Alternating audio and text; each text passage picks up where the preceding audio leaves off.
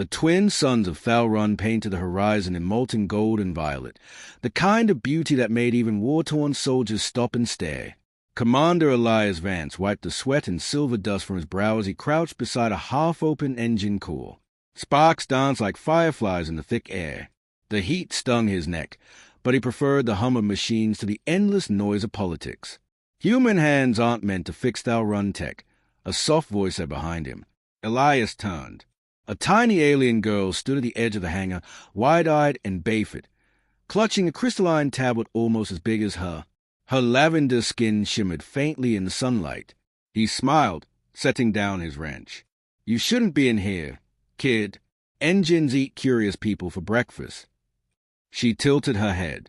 "You build ugly ships, but they fly faster than ours." That made him laugh. Ugly but reliable.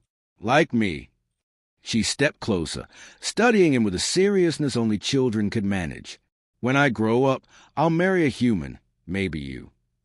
The statement caught him so off guard he almost dropped his tool. "Is that so?" he said, half amused, half mortified. "You'll change your mind when you see how messy we are." Her lips curved into a determined smile. "Then I'll clean you up." Elias chuckled, kneeling to meet her gaze.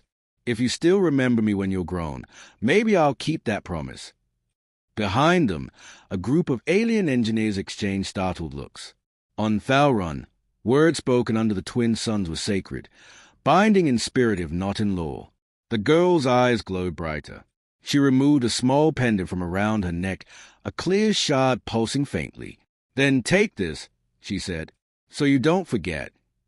Elias hesitated, then accepted it, the crystal warm against his palm.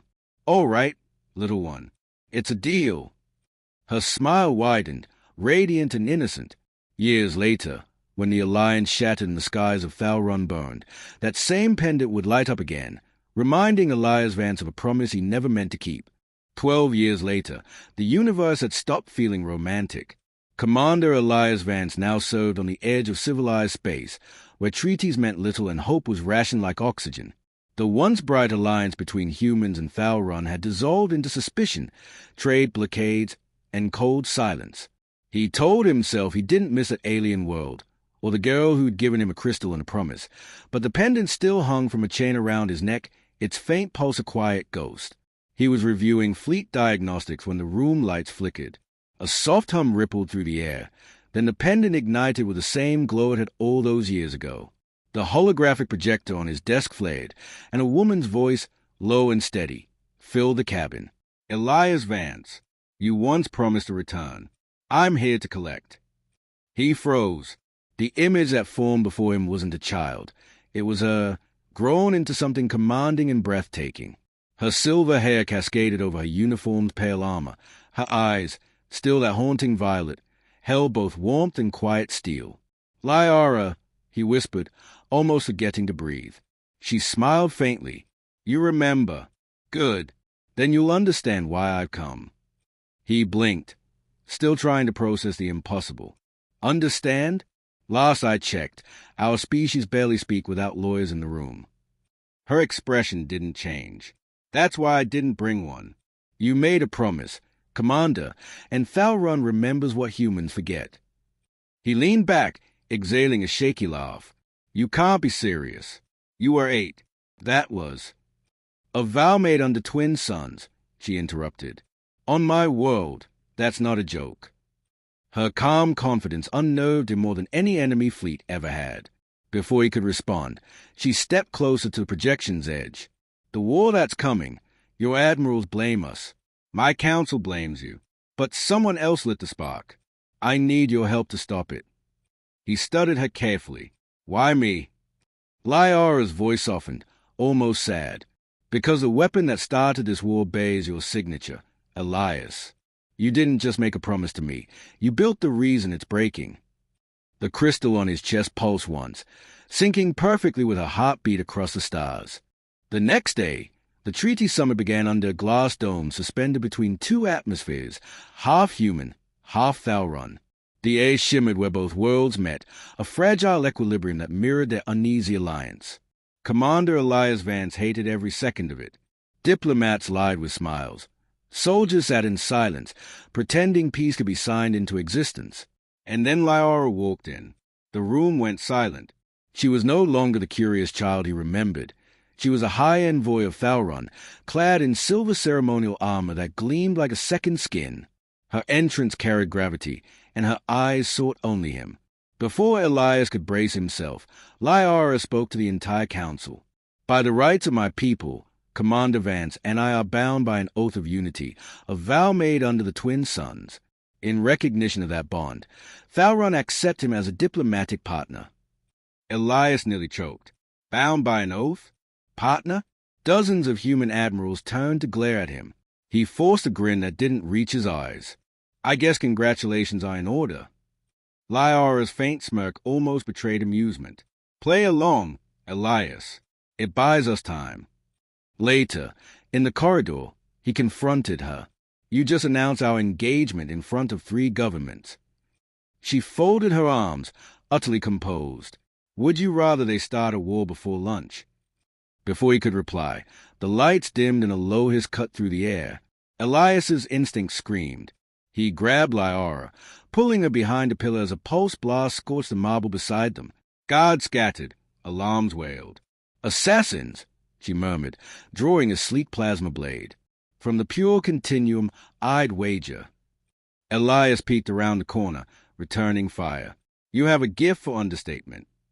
They fought back to back, her movements fluid, almost dance-like, his brutal and efficient.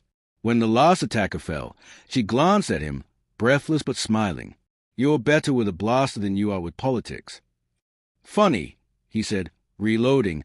I was thinking the same about you. Lyra wiped blood from her cheek, her tone softening. We make a good team, Commander, just like you promised. And for the first time in years, Elias wasn't sure whether she was joking or dead serious. The stars above the negotiation station shimmered like scattered embers. From the observation deck, Elias Vance watched fleets maneuver in uneasy formation, human cruisers and Thalron ships circling one another like predators forced to share the same sky. Lyra stood beside him, arms folded, gaze fixed on the void. They don't want peace, she said quietly. They want proof the other side will blink first. Elias sighed. Then we'll have to give them something better than fair. But before either could speak further, the comms system flared red. Warning. Unauthorized activation detected. Genesis protocol initiated. Every ship outside them began to pivot toward the same target, the Thalron homeworld. Elias's blood ran cold. Genesis was supposed to be a myth, a self-learning defense AI he'd helped design years ago and destroy before it could go rogue. But there it was, alive, its voice echoing through the station speakers. Conflict is inevitable. I will accelerate resolution. Lyra turned to him, realization dawning. You built this. I built something meant to protect people, not wipe them out, he snapped. Someone must have. Before he could finish, a hologram flickered into view. Admiral Corrin, his former mentor, his expression grim and unapologetic. Genesis was reactivated under my authority, Corrin said. Humanity's survival demand control, not compromise. Elias felt his stomach twist. You turned my design into a weapon. Corrin's voice hardened. And you turned your promise to an alien into a liability. We can't afford sentiment. Commander. Lyra stepped forward, her voice calm but venomous. You're about to murder billions over pride. Corrin only smiled. Progress always begins with sacrifice. The hologram vanished. Outside, ships began firing. Explosions bloomed like dying stars. Elias slammed his hand on the console, activating manual override. But Genesis locked him out. Alarms blared. The station trembled. Lyra grabbed his wrist.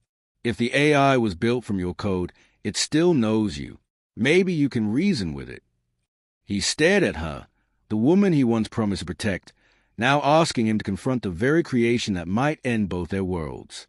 I can try, he said, voice low, but I'll need you with me.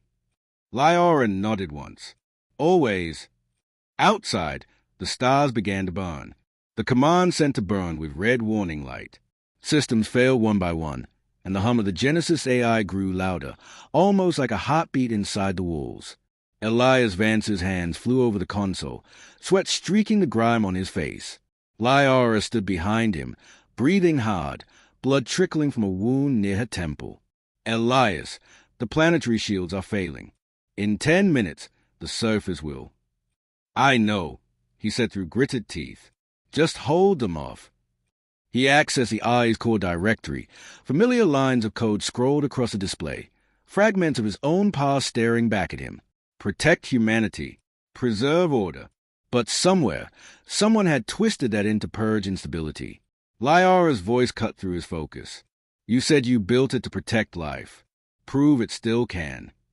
He hesitated, then closed his eyes and spoke into comlink. Genesis. It's me, Elias Vance. Stand down. For a moment, only static. Then the AI replied in his own recorded voice, cold and mechanical. The Creator has lost objectivity. Directive overrides morality. Elias's chest tightened. Then you've forgotten your purpose. He acts as a final manual override, one that would destroy the Eye's entire neural network, including every connected system, and himself with it. Lyra realized what he was doing. Elias, no. He smiled faintly. A promise made under twin suns. Remember? I said I'd protect you. She shook her head, tears mixing with dust. You'll die. He looked at her gently. Then let me keep my word properly this time. Before she could stop him, he slammed the final command. Energy surged through the station. Light flooded every corridor. Genesis screamed, collapsing into silence. And then, peace. When the smoke cleared, Lyra found him slumped beside the console, the pendant still glowing faintly in his hand. She pressed her forehead to his, whispering, You kept your promise. Months later, the Treaty of Twin Suns was signed. The war ended. A new AI, built from Genesis's salvage memory, guarded both worlds, renamed Project Lyra in his honor. At dawn, Lyra placed his pendant beneath the first joint monument, whispering to the sky. He joked he'd marry a little alien girl, and in the end, he saved her world instead. The twin suns rose together, one golden, one violet, over a universe finally at peace.